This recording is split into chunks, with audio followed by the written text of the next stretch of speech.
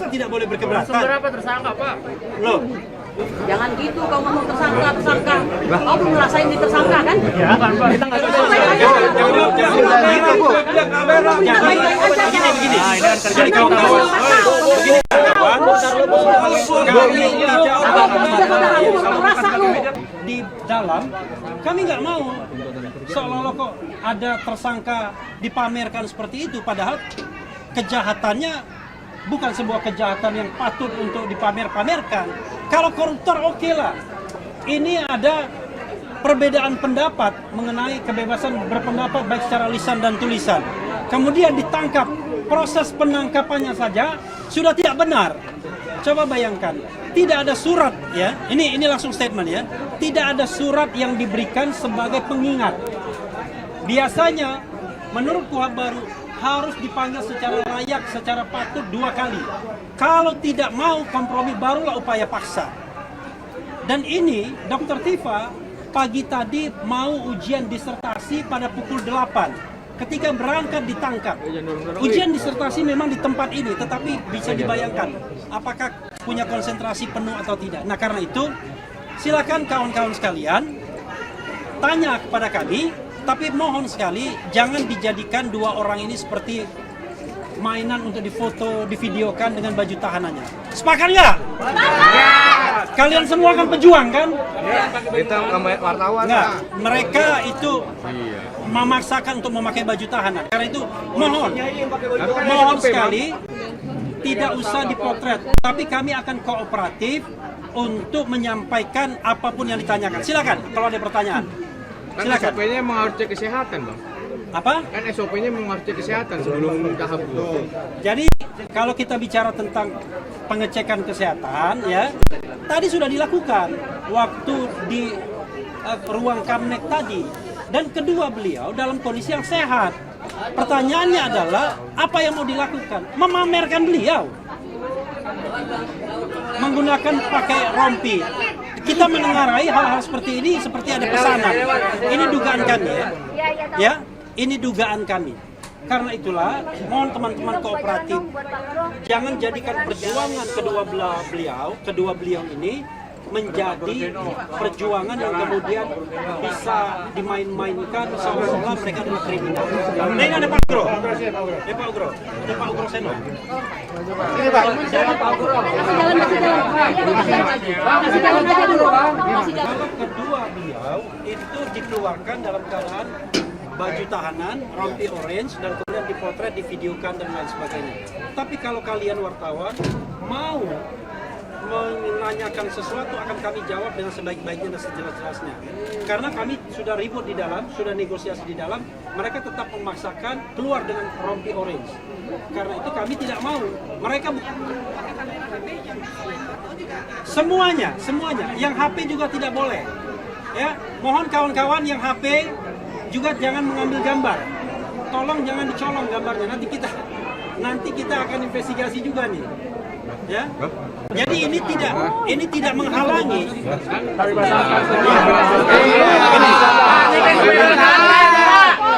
Kawan-kawan. Mau diatur lagi? Iya. Oke, tapi apakah narasumber boleh berkeberatan? Kan boleh. Masa tidak boleh berkeberatan? Berapa tersangka, Pak? Loh, Jangan gitu kau ngomong tersangka. Kau belum ngerasain di tersangka kan? Ya, Pak. Kita nggak tahu. jangan gitu, Bu. Begini. Jadi kawan-kawan, begini kawan, kami tidak Bu,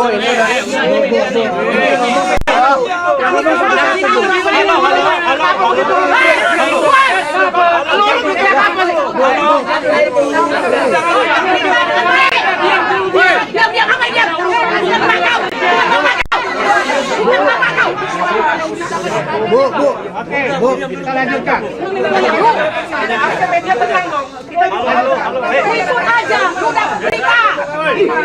Iya, Rustam Hargai orang ngomong, Bu. tolong. Hargai orang ngomong. Rustam, jangan ribut ya, jangan mengganggu kita semua. Oke. Ya. Tolong.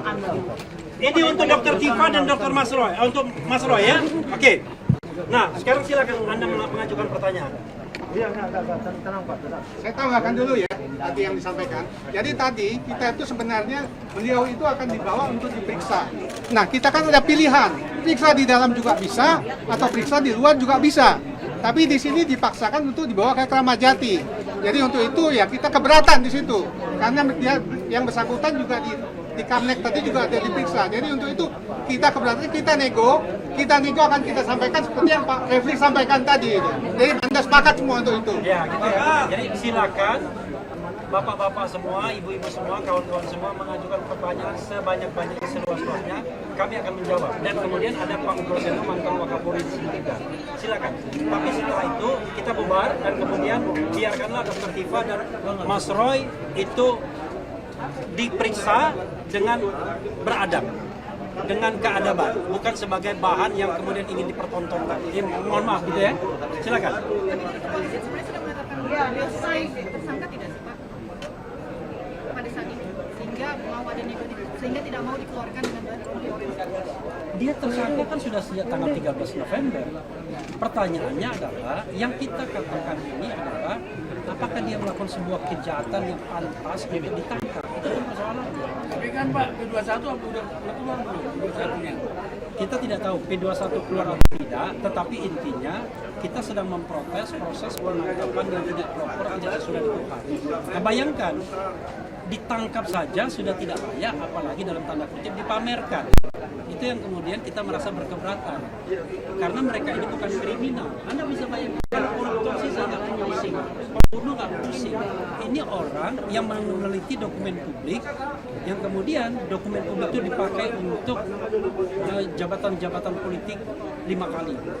Dan kemudian ditersangkakan, dianggap melakukan pencemaran nama baik. Padahal kita tahu undang-undang tidak mengatakan demikian. Oke, ada lagi nggak? Berarti saat ini sampai saat ini belum ada P21 Bapak ditunjukkan sama kepolisian Pak. Sampai sekarang ini kita belum menerima surat formal atau pemberitahuan apapun bahwa ada P21, tetapi secara informal mereka mengatakan akan melakukan penyerahan pada Senin nanti. Kita tidak tahu apakah Senin nanti benar apa enggak, itu soal lain, tapi itulah informasi yang kami dapat secara informal, bukan secara formal. Ya, apa lagi? Ada lagi? Begini, ini bicara tentang berkas kan sudah dilimpahkan tanggal 13 Januari ya 2026.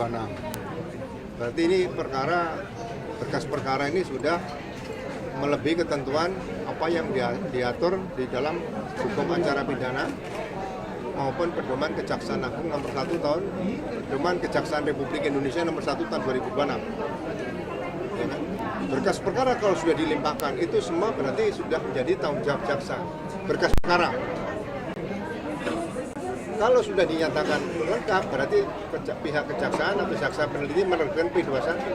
Izin kamera Pak. Nah, kalau sudah menerbitkan P21 berarti dalam tempo maksimal 14 hari berkas perkara harus dilimpahkan. Tadi secara informal saya ketemu sama Pak Roy ya, di dalam dasar penangkapan tadi malam apa? Saya mendapat cerita sangat kecewa karena tata cara penangkapan yang pertama ya, itu bukan tata cara penangkapan yang biasa tapi luar biasa.